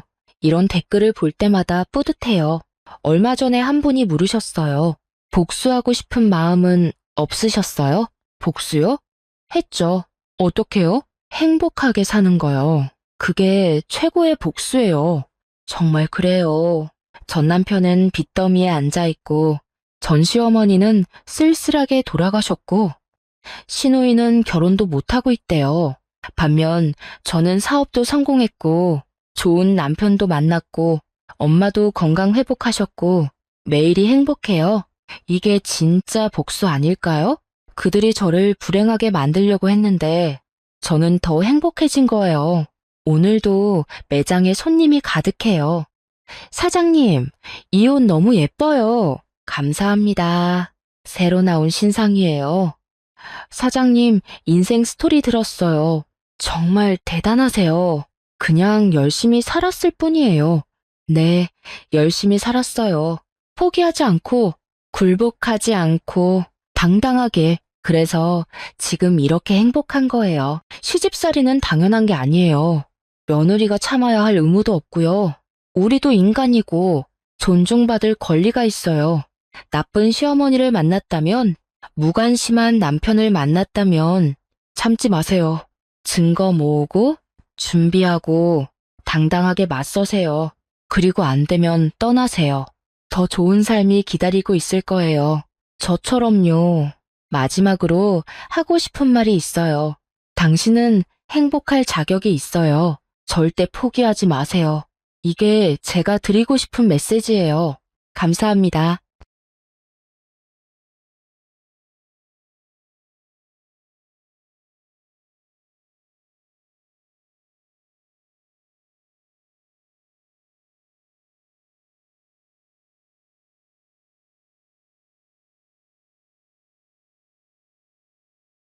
안녕하세요. 저는 경기도에서 살고 있는 30대 후반 여자입니다. 남의 눈에 눈물이 나게 하면 내 눈엔 피눈물이 난다고들 하죠. 많은 속담들 중 제가 제일 좋아하는 속담인데요. 제 눈에 눈물이 나게 한 인간들, 눈에서 피눈물이 나는 꼴을 보고 나니 이것보다 더 좋은 속담이 또 없는 것 같더라고요. 시어머니의 배신으로 인한 이혼이란 그 어떤 복수를 해도 나아질 순 없었지만 적어도 후회는 없을 정도로 할 수 있는 모든 것은 다 했기에 지금의 제 삶은 결혼 생활을 할 때보단 조금 더 행복하답니다. 그러면 제가 어떤 이혼을 하게 되었고 지금은 어떻게 살고 있는지 이야기 한번 들어보실래요? 저랑 남편 사이에서 본격적으로 뭔가 이상하다는 생각이 들기 시작한 건 결혼 3년 차가 되던 해부터였어요. 시어머니는 시중은행에서 30년 넘게 근무하신 분이셨거든요. 퇴직하신 후에도 동네에서는 금융 전문가로 통하고 계셨어요. 대출 받으려는 사람들 상담해 주시고 투자 조언도 해주시면서 동네에서는 꽤 유명하신 분이셨죠. 그런 분이니까 저도 처음엔 시어머니를 많이 믿었거든요. 그런데 결혼한 지 3년 정도 지났을 때 시어머니가 갑자기 제게 이상한 부탁을 하기 시작하신 거예요. 처음엔 정말 사소한 것부터 시작이었어요. 애야, 너 이번에 대출 보증을 좀 서줘야겠다. 갑자기 뭔 소리인지 싶어서 저도 깜짝 놀랐죠. 대출 보증이요? 갑자기 왜요? 신우이가 사업을 시작한다는데 자금이 필요하더라. 3천만 원 정도면 될 것 같은데 말이야. 신우이가 사업을 한다는 얘기는 처음 들어보는 거였어요. 그런데 갑자기 제가 보증을 서야 한다니까요. 그런데 왜 제가 서야 해요? 남편이 서면 되는 거 아닌가요? 어휴, 복잡하게 생각하지 말고 며느리가 서는 게 절차상 더 간단해. 내가 은행에 오래 다녔으니까 이런 건 잘 알거든. 빨리빨리 처리해 줄 수도 있고. 뭔가 이상했지만 시어머니가 워낙 확신에 차서 말씀하시는 거라 거절하기가 좀 어렵더라고요. 게다가 시누이 사업이라고 하시니까 가족 일이잖아요. 그래서 일단은 알겠다고 했는데 그날 밤부터 계속 찜찜한 기분이 들더라고요. 다음날 시어머니가 주신 서류들을 살펴보는데 뭔가 내용이 좀 복잡하게 되어 있는 거예요. 그래서 제가 직접 그 은행에 가서 물어봤거든요. 은행 직원한테 이 대출이 뭔지 설명 좀 해달라고 했더니 깜짝 놀랄 일이 벌어진 거예요. 고객님, 이 대출은 개인 투자 자금으로 신청되어 있는데요. 신청인도 고객님 시어머니로 되어 있고요. 네, 시누이 사업자금이라고 들었는데요. 아니에요. 여기 보시면 주식 투자 목적으로 되어 있어요. 그때 정말 머리가 띵했어요. 시어머니가 저한테 거짓말을 하신 거였거든요. 시누이 사업자금이라고 하셨는데 실제로는 본인 주식 투자 돈이었던 거예요. 그런데 이미 서명을 다 해버린 상태였어요. 어떻게 해야 할지 정말 막막했죠. 집에 돌아와서 남편한테 이 얘기를 했더니 남편은 별로 심각하게 받아들이지 않더라고요. 엄마가 그냥 말을 잘못하신 거 아닐까? 뭐, 어차피 가족끼리 하는 일인데, 가족끼리라고 해도 거짓말은 안 되는 거 아니야? 너무 예민하게 받아들이지 마. 엄마가 우리한테 해를 끼칠 리는 없잖아. 남편은 그냥 넘어가자는 식이었어요. 그때부터 뭔가 이상하다는 생각이 들기 시작했어요. 시어머니도 그렇고, 남편도 그렇고, 뭔가 저만 모르는 게 있는 것 같다는 기분이었거든요. 그렇게 6개월 정도 지났을 때 또 이상한 일이 생겼어요. 시아버지가 교통사고를 당하신 거예요. 다행히 큰 부상은 아니셨는데 상대방 차량 보험에서 치료비랑 위로금이 좀 나오게 됐거든요. 그런데 시어머니가 또 저한테 찾아오신 거예요. 애야, 보험금 받는 일로 서류 좀 써줘야겠다. 보험금이요? 아버님 사고 관련해서요? 그래, 며느리가 대신 받는 게 절차가 더 간단하대. 보험회사에서 그러더라고. 또 이상한 소리를 하시는 거예요. 왜 며느리가 받아야 하는지 이해가 안 됐거든요. 그런데 왜 제가 받아야 하는 거예요? 아버님이 직접 받으시면 되는 거 아닌가요? 어휴, 복잡한 얘기 하지 말고 내가 다 알아봤으니까 시키는 대로만 해. 그래서 서류를 받아서 집에서 천천히 읽어봤는데 이게 단순히 대신 받는 게 아니라 보험금 수령권 자체를 저한테 넘기는 내용이었어요. 뭔가 또 이상하다 싶어서 보험회사에 직접 전화를 해봤거든요. 고객님, 혹시 누군가 고객님 명의로 서류를 제출한 적이 있는지 확인해봐도 될까요? 잠깐만요. 확인해보니까 고객님 시어머니 분이 고객님 명의로 서류를 여러 번 제출하셨네요. 그런데 고객님이 직접 동의하신 건 맞나요? 아니요. 저는 그런 서류에 서명한 적이 없어요. 그렇다면 문제가 있는 것 같네요. 본인 동의 없이는 이런 서류를 제출할 수 없거든요. 그때 정말 소름이 끼쳤어요. 시어머니가 제 명의를 도용해서 뭔가를 꾸미고 계신 거였어요. 이번엔 서명을 안 하기로 했죠. 시어머니한테 가서 얘기했어요. 어머님, 이 서류 내용 좀 이상한 것 같은데요. 제가 왜 보험금을 받아야 하는 거죠? 이상한 게 뭐가 있어? 내가 다 알아서 처리할 테니까 서명만 하면 돼. 그래도 내용을 좀 알고 서명하고 싶어요. 며칠 더 생각해 볼게요. 생각할 게 뭐가 있다고 그래? 가족끼리 믿지도 못하고. 시어머니는 못마땅해 하셨지만 저는 끝까지 서명하지 않았어요. 그런데 그 일이 있고 나서 시어머니 태도가 확실히 달라지더라고요. 전보다 훨씬 차갑게 대하시기 시작했어요. 그렇게 또 몇 달이 지났을 때 이번엔 정말 큰일이 터진 거예요. 어느 날 시어머니가 갑자기 집에 찾아오셨는데 이번엔 아예 다른 얘기를 하시더라고요. 애야, 시아버지 명의로 된 상가가 있는데 이걸 네 명의로 좀 옮겨야겠다. 상가요? 무슨 상가가 있나요? 몇 년 전에 투자로 산 건데 세금 문제 때문에 명의를 바꿔야 한대. 빨리 처리해야 하니까 인감증명서랑 서류 좀 준비해줘. 또 이상한 얘기였어요. 갑자기 왜 제 명의로 바꿔야 하는지도 모르겠고 세금 문제라는 것도 구체적으로 뭔지 모르겠고요. 그런데 왜 제 명의로 해야 하는 거예요? 남편 명의로 하면 안 되나요? 남편은 회사에서 부동산 보유하면 안 된다고 하더라고. 그러니까 며느리 명의로 해야 해. 그것도 말이 안 되는 소리였어요. 남편 회사가 그렇게 엄격한 곳도 아니었거든요.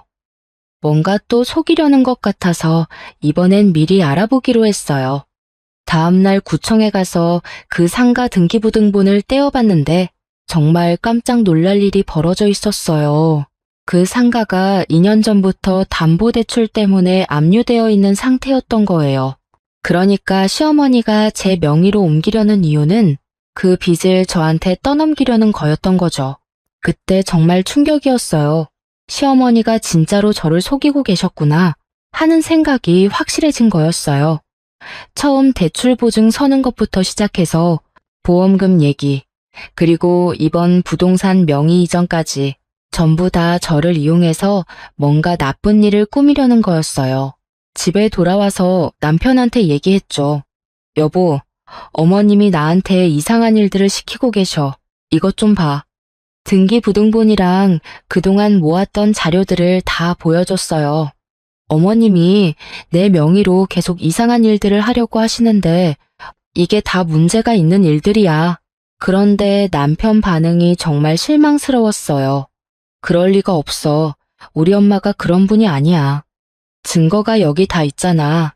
등기부등본도 있고 은행에서 확인한 것도 있고 엄마한테 직접 물어볼게. 분명히 오해가 있을 거야. 오해? 이게 다 오해라는 거야? 당신이 엄마를 너무 의심하는 것 같아. 엄마가 당신한테 나쁜 짓을 할 이유가 뭐가 있겠어? 정말 답답했어요. 남편은 끝까지 시어머니 편만 드는 거예요. 결혼한 지 6년 동안 단 한 번도 제 편을 들어준 적이 없었는데 이번에도 마찬가지였죠. 그때부터 저는 혼자서라도 뭔가 해야겠다고 마음먹었어요. 더 이상 당하고만 있을 수는 없었거든요. 우선 증거부터 제대로 모아보기로 했어요. 시어머니와 대화할 때마다 핸드폰으로 녹음을 시작했어요. 처음엔 좀 그렇긴 했지만 저를 보호하기 위해서는 어쩔 수 없다고 생각했거든요. 그리고 시어머니가 주신 서류들도 전부 다 복사해서 따로 보관해 두었어요. 또 인터넷으로 법무법인들 찾아보면서 상담 문의도 해봤어요. 변호사님한테 상황을 설명하니까 이게 정말 심각한 문제라고 하시더라고요. 이건 명의도용이면서 동시에 사기 행위에 해당할 수 있어요. 증거를 더 확실하게 모으시는 게 좋겠어요. 어떤 식으로 증거를 모아야 할까요? 녹음은 잘하고 계시고 서류 원본들도 확보하시면 좋겠어요. 그리고 금융기관이나 관공서에서 확인받은 것들도 문서로 남겨두세요. 변호사님 얘기를 들으니까 제가 지금까지 한 게 맞는 방향이었던 것 같아서 다행이었어요. 그렇게 몇 달 동안 계속 증거를 모으고 있었는데 어느 날 정말 결정적인 증거를 발견하게 되었어요. 시어머니 집에 갔다가 우연히 발견한 건데 시어머니가 잠깐 마트에 가신다고 나가신 사이에 화장실을 이용하러 갔거든요. 그런데 화장실 가는 길에 서재문이 열려 있는 거예요. 평소 같으면 그냥 지나갔을 텐데 그날따라 뭔가 이상한 기분이 들어서 슬쩍 들여다봤어요. 그런데 책상 위에 제 이름이 적힌 서류들이 쌓여 있는 거예요. 가까이 가서 보니까 정말 충격적이었어요. 제 인감도장으로 찍힌 각종 서류들이 있었거든요. 대출 신청서부터 시작해서 부동산 매매 계약서, 심지어 제 명의로 된 가짜 소득 증명서까지 있었어요. 시어머니가 제 몰래 이런 서류들을 만들어두고 계신 거였어요. 너무 놀라서 손이 떨렸지만 일단 핸드폰으로 사진을 다 찍어뒀어요. 그리고 몇 개는 원본을 가져왔어요. 시어머니가 돌아오시기 전에 얼른 나왔는데 심장이 터질 것 같았어요. 집에 돌아와서 그 서류들을 자세히 봤는데 정말 치밀하게 준비해 놓으신 거더라고요. 제 인감도장은 어떻게 구하신 건지 서류들도 정말 진짜처럼 만들어 놓으셨고요. 다음날 시어머니가 자주 가신다는 인감업체를 찾아가 봤어요. 사장님한테 혹시 제 시어머니를 아시는지 물어봤더니 알고 계시더라고요. 아, 그분 자주 오시는 분이죠. 며느리 도장 가져와서 인감증명서 뽑아가시던데요. 혹시 그런 장면이 CCTV에 녹화되어 있나요? 네, 있어요. 그런데 좀 이상하다고 생각했어요. 본인이 직접 와야 하는 건데 도장만 가져오시니까. CCTV 화면을 보여주시는데 정말 시어머니가 제 도장을 가져와서 인감증명서를 발급받는 장면이 그대로 나와 있었어요. 그 화면을 제가 핸드폰으로 촬영해서 증거로 남겨뒀어요. 이제 확실한 증거가 생겼으니까 본격적으로 맞서 싸워야겠다고 생각했어요. 그런데 그 전에 시어머니가 또 다른 짓을 하는지 확인해보고 싶어서 함정을 하나 파보기로 했어요. 어느 날 시어머니한테 일부러 이런 얘기를 해봤어요. 어머님, 저희 친정 아버지가 부동산 투자를 하려고 하시는데 어머님이 좀 도와주실 수 있을까요? 시어머니 눈이 번쩍 뜨시더라고요. 부동산 투자? 얼마나 큰 금액이야? 한 5억 정도 될 것 같아요. 5억? 와, 그 정도면 큰 건데 당연히 도와줘야지. 내가 전문가니까 믿고 맡겨도 돼. 그러더니 바로 다음에 하신 말씀이 정말 놀라웠어요. 그런데 일단은 네 명의로 계약하는 게 좋겠다. 세금 문제도 있고 나중에 친정아버지 명의로 바꾸면 되니까. 제 명의로요? 왜 그래야 하는 거예요? 그렇게 하면 세금도 안 내고 깨끗하게 처리할 수 있어. 내가 이런 일은 전문가니까 믿어도 돼. 그 순간 모든 대화를 녹음하고 있었거든요. 시어머니가 자신의 사기 수법을 직접 설명해 주시는 거였어요. 정말 완벽한 증거였죠. 며칠 후에 시어머니가 또 저한테 서류를 가져오셨어요. 친정아버지 투자 관련 서류라고 하시면서요. 그런데 그 서류들도 전부 가짜였어요. 제 명의로 되어 있으면서 내용도 엉터리로 되어 있었고요. 이제 정말 충분한 증거가 모였다고 생각해서 본격적으로 법적 대응을 시작했어요. 변호사님한테 모든 증거를 가져가서 상담을 받았더니 이 정도면 승소 가능성이 매우 높다고 하시더라고요. 사기죄, 위조공문서 작성, 업무방해 등 여러 혐의로 고발할 수 있어요. 손해배상 청구도 함께 하시면 될 것 같고요. 그럼 바로 진행해 주세요. 며칠 후에 기자분이 연락이 왔어요. 안녕하세요. 제보해 주신 내용으로 기사를 쓰려고 하는데 인터뷰 좀 해주실 수 있으세요? 네, 가능해요. 더 많은 피해자가 생기지 않았으면 해서 제보한 거거든요. 그렇게 해서 퇴직은행원의 금융사기 실태라는 제목으로 기사가 나왔어요. 시어머니 실명은 나오지 않았지만 동네 사람들은 다 누구 얘기인지 알 수 있을 정도였어요. 또 금융감독원에도 신고했어요. 시어머니가 금융업 허가도 없이 상담을 해주고 수수료를 받은 게 금융업법 위반이거든요. 그렇게 여러 방향으로 공격을 시작했는데 시어머니는 아직도 심각성을 모르고 계시는 것 같더라고요. 오히려 저한테 화를 내시면서 이런 말씀을 하시더라고요. 너 이게 뭐 하는 짓이야? 시어머니를 고발하다니. 어머님이 먼저 저한테 사기를 치셨잖아요. 저는 그냥 당한 대로 갚아드리는 거예요. 사기는 무슨 사기야? 가족끼리 하는 일인데. 가족이라고 해서 사기가 아닌 건 아니에요. 어머님이 한 일은 명백한 범죄 행위예요. 이거 당장 취하해. 안 그러면 우리 집안이 다 망해. 이미 늦었어요. 어머님이 저한테 한 일들을 생각하면 이 정도는 당연한 거예요. 시어머니는 계속 협박하고 회유하려고 하셨지만 저는 절대 물러서지 않았어요. 그러는 동안 남편한테도 모든 사실을 얘기했어요. 이제는 남편도 더 이상 모르는 척할 수 없는 상황이었거든요. 여보, 어머님 일로 지금 고발장도 들어갔고 소송도 진행 중이야. 뭐라고? 정말로 고발을 한 거야?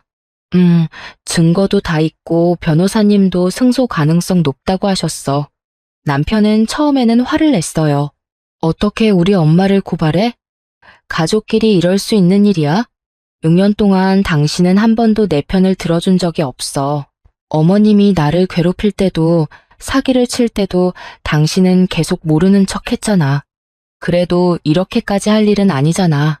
그럼 당신이 어머님을 말렸어야지. 나보고 계속 참으라고만 할 게 아니라 남편과 정말 많이 싸웠어요. 결국 남편도 시어머니 편이었다는 걸 확실히 알게 됐거든요. 그렇게 6개월 정도 지났을 때 드디어 재판이 시작됐어요. 법정에 들어서는데 정말 떨렸어요.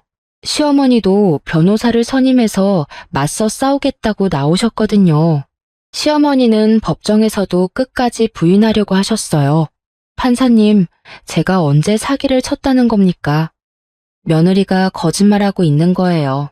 그런데 저희 변호사님이 증거들을 하나씩 제출하기 시작하니까 분위기가 완전히 바뀌더라고요.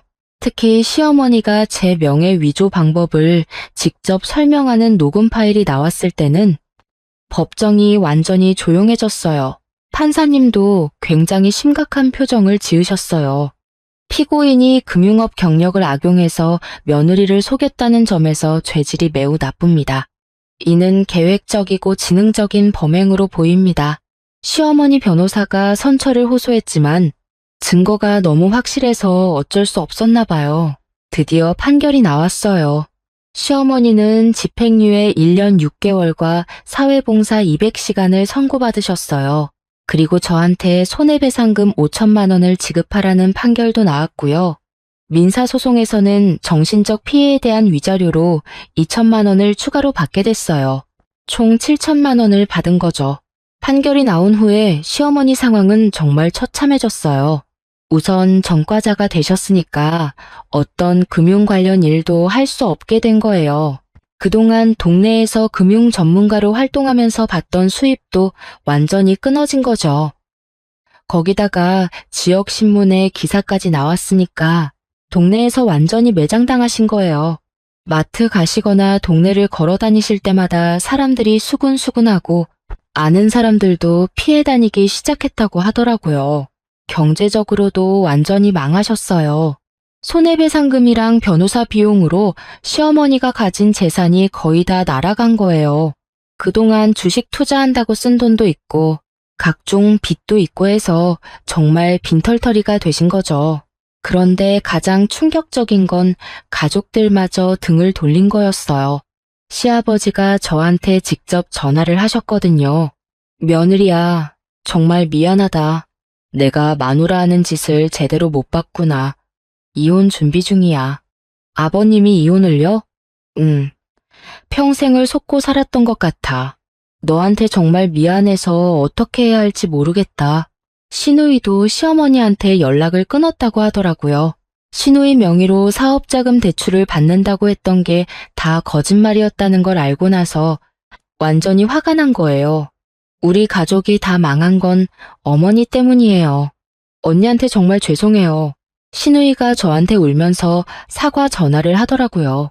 그렇게 시어머니는 완전히 혼자가 되신 거예요. 가족도 없고 돈도 없고 사회적으로도 매장당하시고 정말 모든 걸 다 잃으신 거였어요.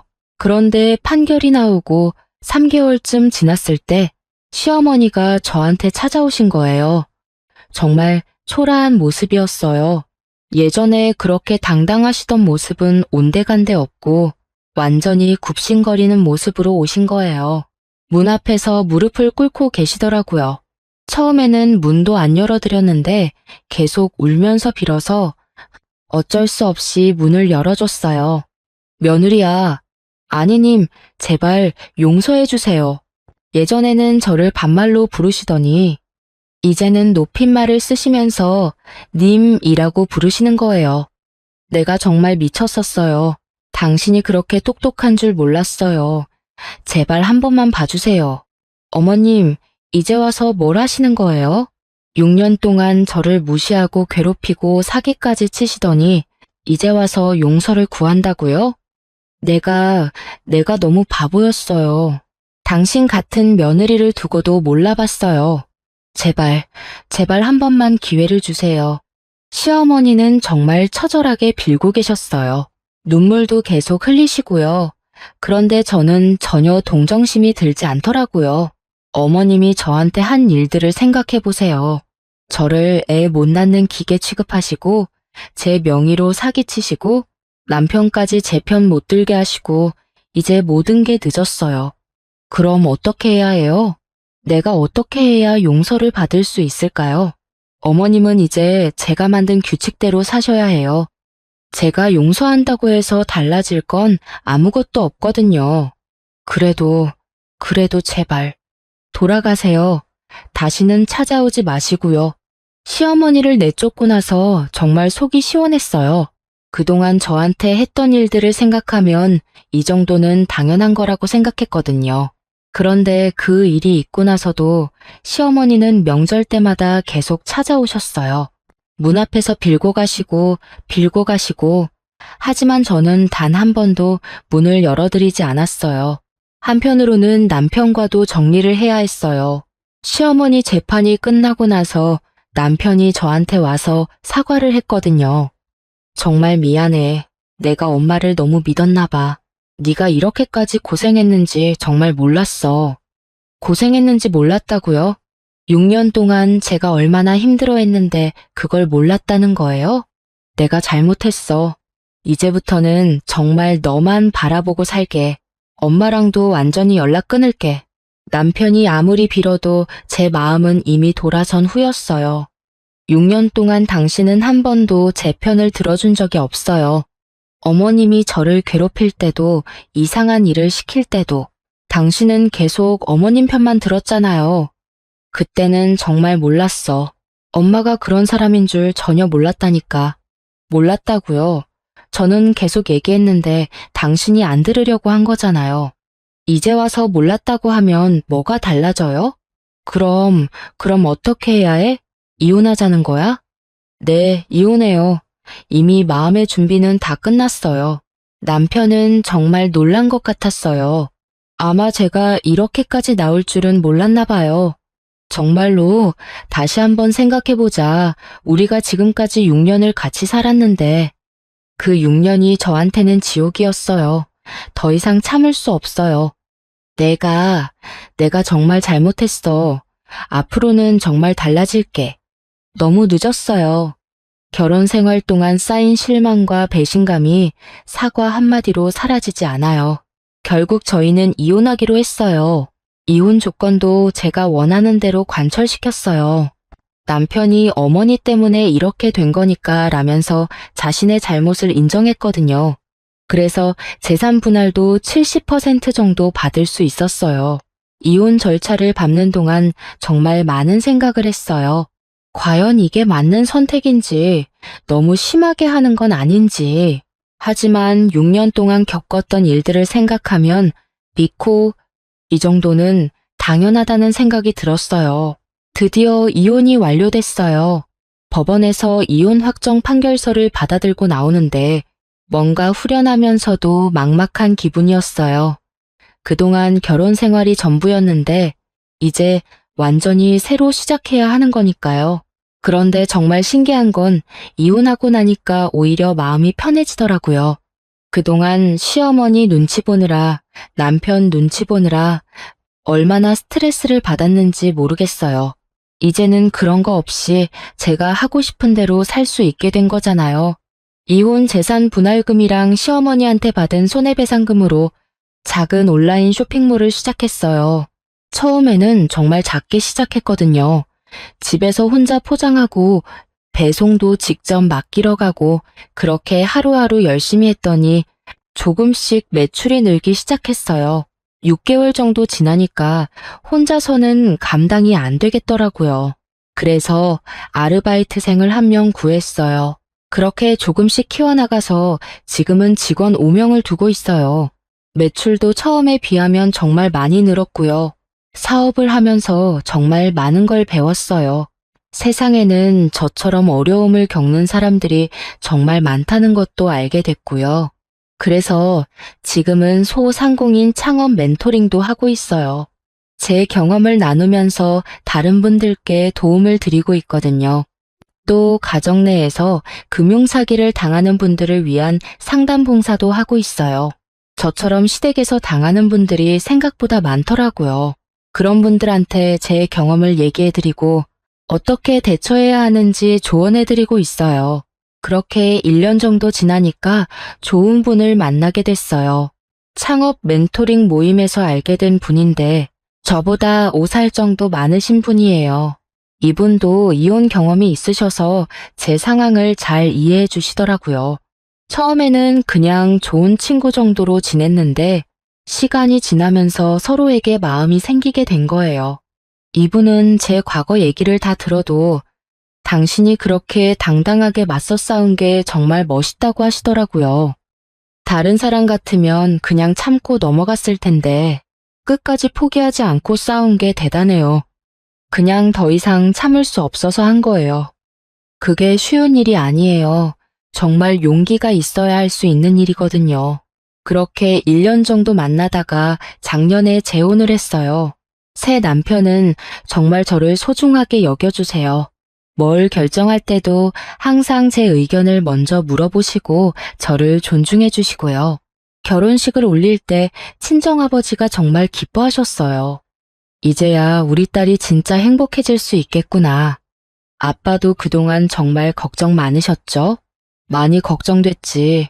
그런데 이제 좋은 사람 만났으니까 정말 다행이야. 새 남편과 함께 작은 카페도 시작했어요.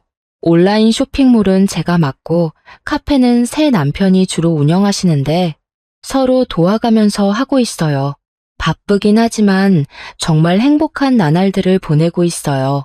그런데 작년 여름에 정말 우연히 전 남편과 시누이를 만나게 됐어요. 대형마트에서 새 남편과 함께 장을 보고 있었는데 저쪽에서 혼자 장을 보고 있는 전 남편이 보이는 거예요. 전 남편은 정말 초라해 보였어요.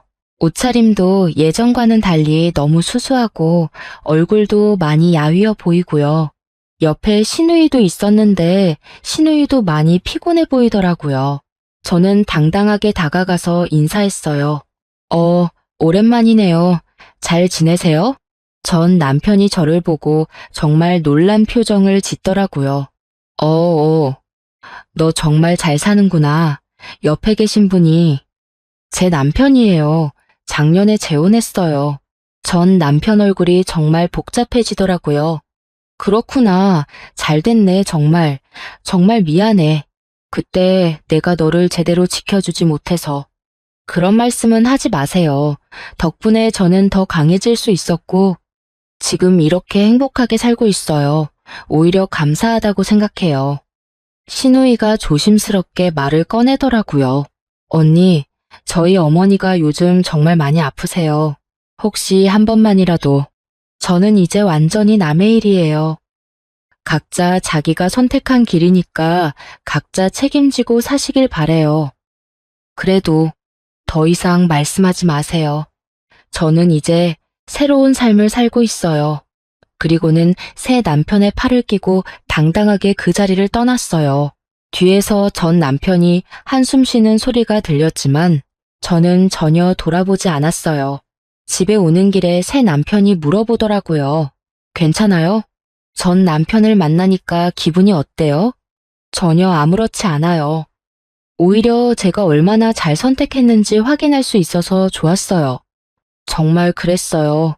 전 남편을 보니까 제가 이혼을 정말 잘했구나 하는 생각이 들었거든요. 시어머니는 지금 어떻게 지내고 계실까요? 가끔 소식을 들어보면 정말 힘들게 사시는 것 같더라고요. 원룸에서 혼자 살면서 편의점 아르바이트를 하고 계신다고 해요. 당뇨랑 고혈압 때문에 건강도 많이 안 좋으시다고 하고요. 병원비도 제대로 못 내셔서 치료도 제대로 못 받으신다는 얘기를 들었어요. 가끔 제 사업장 근처에서 서성이시는 모습을 목격하기도 하는데 저는 그냥 모른 척하고 있어요. 최근에는 시어머니가 또 다른 동네에서 전직 은행원이라고 속이면서 금융 상담을 하고 계신다는 소식을 들었어요. 정말 끝까지 못 고치시는 것 같더라고요. 그래서 저는 바로 그 동네 주민센터랑 파출소에 가서 시어머니 판결문을 보여드렸어요. 이런 전과자가 또 사람들을 속이려고 하고 있어요. 조치를 취해주세요. 아, 이런 일이 있었군요. 바로 확인해 보겠습니다. 며칠 후에 들어보니까 시어머니가 그 동네에서도 쫓겨나셨다고 하더라고요. 아마 평생 이런 식으로 사실 거예요. 어디 가서도 제대로 정착하지 못하고 계속 떠돌아다니시면서 말이에요. 지금 제가 살고 있는 아파트는 전에 살던 집보다 훨씬 커요. 새 남편과 함께 인테리어 할 때 정말 신경 써서 했거든요. 예전에 시어머니가 이런 건 며느리가 할 줄 알아야 한다면서 무시하던 취향들을 마음껏 반영했어요. 거실에는 제가 좋아하는 색깔로 소파를 놓았고 침실도 제가 원하는 스타일로 꾸몄어요. 부엌도 제가 요리하기 편하게 다 바꿨고요. 정말 제가 원하는 대로 다 꾸며놓으니까 집에 있는 게 너무 행복하더라고요. 무엇보다 가장 속 시원한 건 이제는 누구 눈치도 안 보고 산다는 거예요. 시어머니 눈치, 남편 눈치 보면서 살 때와는 정말 달라요. 지금은 제가 하고 싶은 대로, 제가 원하는 대로 살 수 있거든요. 사업도 잘 되고, 새 남편과의 관계도 좋고, 건강도 괜찮고, 정말 모든 면에서 예전보다 훨씬 나아졌어요. 가끔 과거를 돌아보면 그때 그 힘든 상황에서 포기하지 않고 끝까지 싸웠기 때문에 지금의 행복이 있다고 생각해요.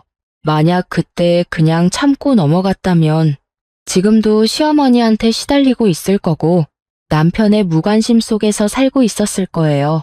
얼마 전에는 정말 재밌는 일이 있었어요. 동네 마트에서 장을 보고 있는데 시어머니 친구분이 저를 알아보시더라고요. 어머, 너 누구지? 아, 맞다. 동은이 전 부인이구나. 네, 안녕하세요. 어머나, 너 정말 잘 살고 있네? 옷도 좋은 거 입고, 얼굴도 좋아 보이고, 사업한다며? 네, 작은 사업이지만 잘 되고 있어요. 그런데 너희 시어머니는 참 안 됐더라. 지금 혼자 살면서 아르바이트 하고 있다던데. 그렇군요. 너도 한 번쯤은 안부라도 물어보지 그래? 그래도 6년이나 시어머니였는데 그때 제가 뭐라고 대답했는지 아세요? 그분이 저한테 한 일들을 생각하면 제가 안부를 물어볼 이유는 없어요. 오히려 지금 이렇게 사시는 것도 당연한 거라고 생각해요. 그분이 깜짝 놀라시더라고요. 아마 제가 이렇게 당당하게 얘기할 줄 몰랐나 봐요. 예전에 저였다면 그래도 한 번쯤은 이런 식으로 말했을 텐데 이제는 전혀 그런 마음이 없어요. 마트에서 나오면서 정말 뿌듯했어요. 아, 내가 정말 달라졌구나 하는 생각이 들었거든요. 요즘은 새로운 계획도 세우고 있어요. 온라인 쇼핑몰을 더 키우고 싶어서 투자자들도 만나보고 있고 카페도 체인점으로 늘려볼 생각이에요. 새 남편도 정말 적극적으로 도와주고 계시고요. 당신은 정말 대단한 사람이야. 그런 어려운 상황에서도 포기하지 않고 여기까지 온 게 새 남편이 가끔 이런 얘기를 해주실 때마다 정말 행복해요. 저를 이렇게 인정해주고 존중해주는 사람이 있다는 게 얼마나 소중한지 몰라요. 그리고 최근에는 정말 기쁜 소식이 하나 더 있어요. 제가 임신을 했거든요. 새 남편과의 사이에 아이가 생긴 거예요. 아직 초기라서 조심스럽긴 하지만 정말 기뻐요. 예전에 전 남편과 있을 때는 아이 때문에 그렇게 스트레스를 받았는데 지금은 정말 자연스럽게 생긴 거예요. 역시 마음이 편해야 모든 게 잘 되는 것 같아요. 새 남편은 아이 소식을 듣고 정말 기뻐하셨어요. 우리 아이가 정말 예쁘게 태어날 거야. 당신을 닮아서 말이야. 저를 닮으면 고생할 텐데요. 고생은 무슨 고생이야. 당신처럼 강하고 똑똑하게 자라면 얼마나 좋겠어. 이런 얘기를 들으면 정말 눈물이 날 것 같아요. 전 남편은 한 번도 저를 이렇게 예쁘게 봐준 적이 없었거든요. 아이가 태어나면 정말 잘 키울 거예요. 제가 겪었던 것처럼 시댁에서 고생하는 일은 절대 없게 해줄 거고요. 새 남편 부모님들도 정말 좋으신 분들이라서 걱정이 없어요. 시어머니는 이 소식을 아실까요? 아시게 되면 정말 후회하실 것 같아요. 자기가 괴롭히던 며느리가 이렇게 행복하게 살고 있다는 걸 알게 되시면 말이에요. 정말 아이러니하죠. 시어머니가 그렇게 원하던 손자를 제가 다른 남자와의 사이에서 낳게 되다니. 그것도 시어머니는 평생 볼 수 없는 아이를 말이에요. 가끔 상상해봐요. 시어머니가 동네에서 제 아이를 보게 되는 상황을. 아마 정말 후회하실 것 같아요. 내가 저 아이의 할머니가 될 수도 있었는데 하면서 말이에요. 그런데 그런 일은 절대 일어나지 않을 거예요. 제가 절대 허용하지 않을 거거든요. 제 아이는 시어머니 같은 사람과는 평생 관계없이 살 거예요. 이제 정말 모든 게 완벽해졌어요. 사업도 잘 되고 좋은 남편도 만났고 아이도 생기고 반면에 시어머니는 혼자서 힘들게 살고 계시고 전 남편도 재혼 못하고 혼자 있고 이보다 더 완벽한 복수가 어디 있겠어요. 진짜 복수는 상대방을 망하게 하는 것보다 내가 그들보다 훨씬 더 행복하게 사는 거라고 생각해요. 지금 시어머니는 혼자서 힘들게 살고 계시고 또 전 남편도 재혼도 못하고 혼자 살고 있어요. 시누이도 어머니 간병하느라 고생하고 있고요. 반면에 저는 사업도 성공했고 좋은 사람과 재혼해서 행복하게 살고 있어요. 이게 진정한 승리가 아닐까요? 마지막으로 정말 하고 싶은 얘기가 있어요. 혹시 지금 저와 비슷한 상황에 있는 분들이 계시다면 정말 포기하지 마세요. 힘들더라도 끝까지 싸우세요. 저처럼 반드시 이길 수 있어요. 그리고 가족이라는 이름으로 여러분을 괴롭히는 사람들이 있다면 절대 참지 마세요. 가족이라고 해서 뭘 해도 되는 건 아니거든요. 잘못된 건 잘못됐다고 당당하게 맞서야 해요. 저는 6년 동안 참았지만 그 6년이 정말 지옥 같았어요. 더 일찍 맞서 싸웠으면 더 일찍 행복해질 수 있었을 거예요. 그러니까 여러분은 저처럼 오래 참지 마시고 빨리 행동에 나서세요.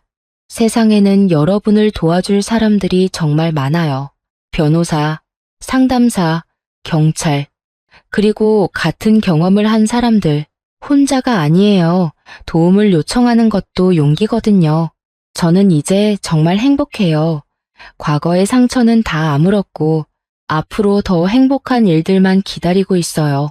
시어머니와 전 남편은 평생 후회하면서 살 거고 저는 평생 행복하게 살 거예요. 이게 진정한 승리죠. 복수는 상대를 망하게 하는 게 아니라 내가 더 행복해지는 거예요. 저는 그걸 증명해냈고 앞으로도 계속 증명해 나갈 거예요. 지금도 가끔 시어머니가 어디서 뭘 하고 계시는지 확인하고 있어요. 또 다른 사람을 속이려고 하시면 바로 신고할 거거든요.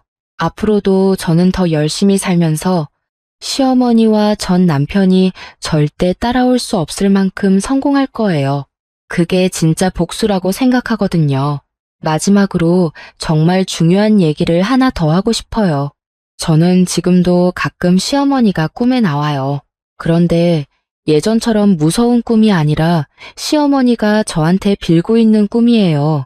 꿈에서도 시어머니는 계속 용서해달라, 내가 잘못했다고 하시더라고요. 꿈에서 깨면 정말 기분이 좋아요. 아, 내가 정말 이겼구나 하는 생각이 들거든요. 6년 동안 저를 괴롭히던 그 사람이 이제는 저한테 빌고 있다니까요. 정말 긴 이야기를 끝까지 들어주셔서 감사합니다. 남의 눈에 눈물 나게 하면 내 눈에 피눈물 난다는 말 정말 맞는 것 같아요. 시어머니는 지금 피눈물을 흘리고 있을 거고 저는 행복의 눈물을 흘리고 있거든요. 여러분도 모두 저처럼 행복하게 사셨으면 좋겠어요. 절대 포기하지 마시고 끝까지 싸우세요. 반드시 이길 수 있어요. 감사합니다.